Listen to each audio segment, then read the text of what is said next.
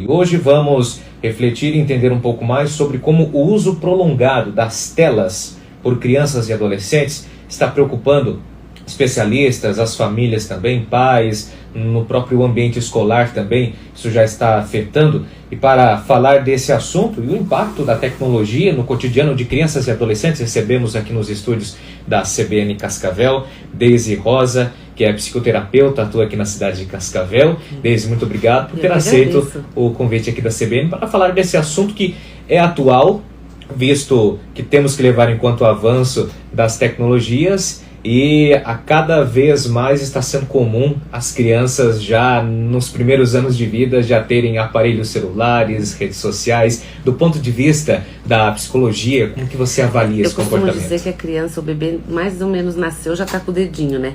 Passando nos lugares. A tecnologia é uma coisa que não vai voltar. O celular, enfim, isso faz parte da nossa vida, faz parte da vida das crianças. É uma geração que já nasceu com essa tecnologia, né, diferente de outras gerações que tiveram que aprender a lidar com isso. O que a gente percebe, assim, o problema não está na tecnologia, está nos excessos. Tá?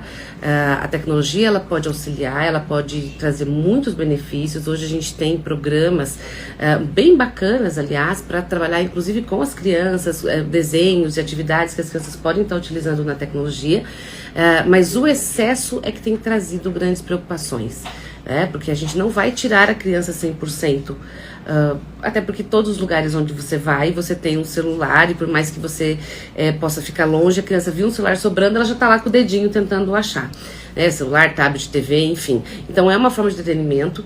Além, a gente precisa lembrar também que é um auxílio para os pais, e aí o que talvez está se perdendo o equilíbrio é até que ponto é um auxílio em alguns momentos e outro ponto virou um educador das crianças, e isso começa a se tornar perigoso.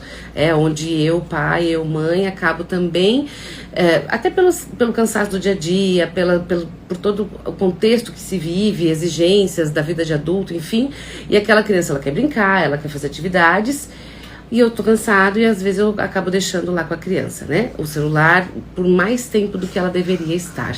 Ainda mais agora nas férias, né? Nós temos que lembrar que as crianças estão de férias, onde elas têm lá 2, 3 meses de férias e o adulto não.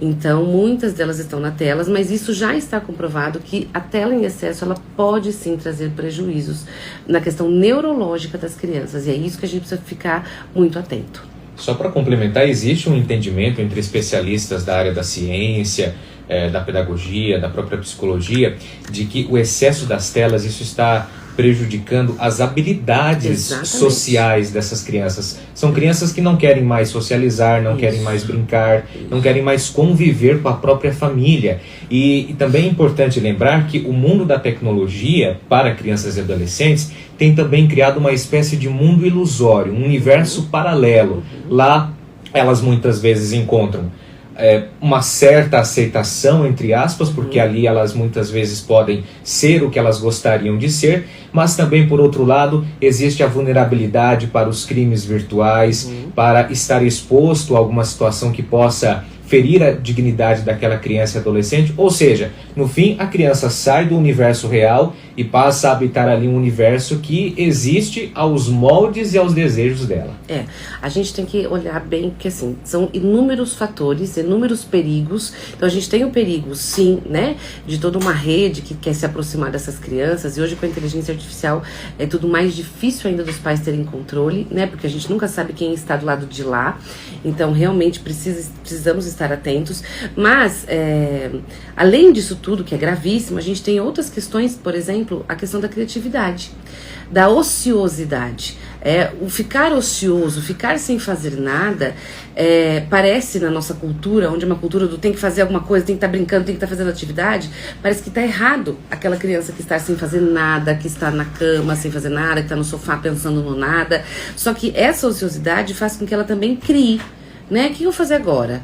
Ah, eu vou lá fora brincar. Vou brincar do quê? Qual é o meu nível de fantasia? A criança até 7 anos, ela tem um nível de fantasia muito elevado. Só que com as telas, a gente tá tirando isso dela. A criatividade mesmo de pegar, sei lá, que seja um copinho plástico e fazer esse copinho plástico ser um personagem, um avião, alguma coisa parecida, isso está se perdendo, porque querendo ou não, a tela já traz tudo colorido, em movimento. Então, as empresas que criam os programas são empresas que pensam no programa, pensam o que a criança quer, né? Se a gente for começar lá bem dos pequenininhos, numa galinha pintadinha, que tem todo um contexto colorido, as letras estão em movimento, cada vez que vai passando a letrinha da música tem uma bolinha colorida passando. Então, tudo isso são informações que a criança, ela foca naquilo, né? Então ela não vai prestar atenção em outras coisas e realmente ela vai diminuir a necessidade de estar com os outros. E além de ter esse mundo virtual, né, as relações, e o meu ver, uma das coisas muito graves que tem é a dificuldade de habilidades sociais. De um simples oi, boa tarde, bom dia, muito obrigado, você pode me emprestar tal coisa?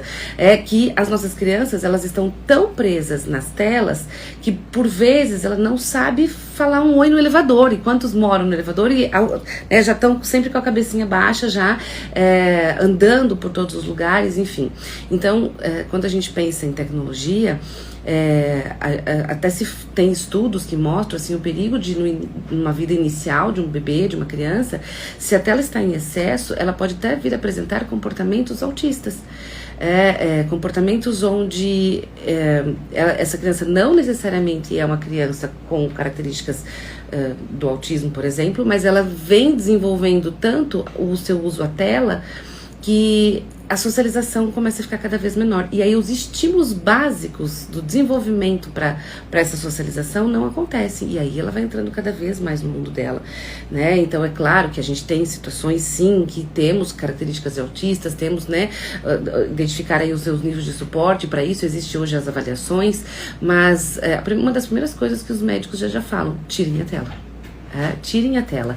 Vamos forçar esse cérebro a trabalhar o seu cognitivo de olho no olho, de pessoas, de oi, bom dia, boa tarde, boa noite, né? De pedir as coisas. E hoje a gente tem as crianças com essas dificuldades muito grandes, que daí não querem socializar com outras. E se a gente for pensar, o número de irmãos reduziu, né, com o passar do tempo, o número de primos também reduziu. Então essa criança está sozinha, no meio de um monte de adulto. E aí os adultos não são tão legais, porque por mais que o adulto ele brinque um pouco comigo, um controle remoto, por exemplo, que na cabeça de uma criança ele pode se tornar um avião, eu adulto, no máximo que eu faço, eu finjo que aquilo é um avião. Mas eu jamais vou conseguir olhar para aquele controle remoto e ver um avião como uma outra criança veria junto com ela. Então, o universo infantil, ele tá realmente, assim, diferente, né? Até porque, assim, mas então eu vou deixar minha criança brincar, mas vou brincar na rua? Como? Tem os perigos, né? E hoje a gente tá, assim, na dúvida. Quais são os reais perigos? Mais o da rua ou o de dentro da tela? E aí a gente fica até na dúvida. Eu não sei dizer pra você qual é o maior perigo, porque hoje a gente tem criminosos grandiosos dentro das telas e as crianças estão dentro da nossa casa e parecem que estão protegidas, né? Enfim, nem sempre estão. Encaminhando para a finalização também da nossa conversa, alguns pais, responsáveis, familiares acreditam assim: vou proibir completamente. Outros já afirmam: não vou proibir, mas vou limitar, reduzir o uso. Qual seria o prudente, o adequado? O prudente é um limite. O limite é o equilíbrio, porque o proibir 100% também faz com que esta criança tenha, por exemplo, se ela for para a escola, uma criança maior, onde outros amigos estão conversando sobre algumas situações que ela viu, ela não vai saber conversar sobre aquilo, ela não está dentro do que está acontecendo, enfim. Então, o proibir, primeira coisa, eu, mãe, eu, pai, eu vou bancar isso? Eu vou dar conta de bancar isto? E uma coisa, um recado importante para nós pais, né? E digo como mãe também. O celular, ele precisa estar a nosso favor. Nós adultos, né? Veja, eu vou num local onde eu preciso levar o meu filho. Eu não tenho com quem deixá-lo. Esse filho, mas é um local que não é para criança, é um local muito chato para ele, é uma reunião de trabalho, ou sei lá o quê. Esta é uma hora que o celular, ele me ajuda. Certo? Porque eu preciso Eu preciso utilizar isto e eu preciso que essa criança ela se comporte naquele momento. Por exemplo, o celular vai deixar o corpo dela mais quietinho e vai me ajudar. Ok, foi a meu favor. Quando eu tô com maior preguiça de brincar com essa criança, vai lá e pega, aí não é a meu favor, entende? Aí eu tô sendo negligente com o meu filho.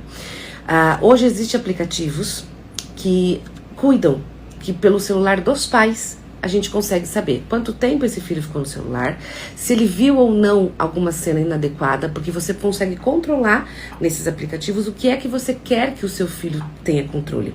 Então a grande questão não é necessariamente a gente proibir, porque por mais que eu proíba, o dia que ele tiver acesso, ele vai querer loucamente esse acesso, né? Então eu posso ensinar que tudo pode ter limite. E aí qual é o limite? Eu vou colocar esse limite. Então, exemplo, dias de semana que ele tem escola, essa quantidade de horas, ela deve ser mínima, mínima mesmo, ou até nem ter.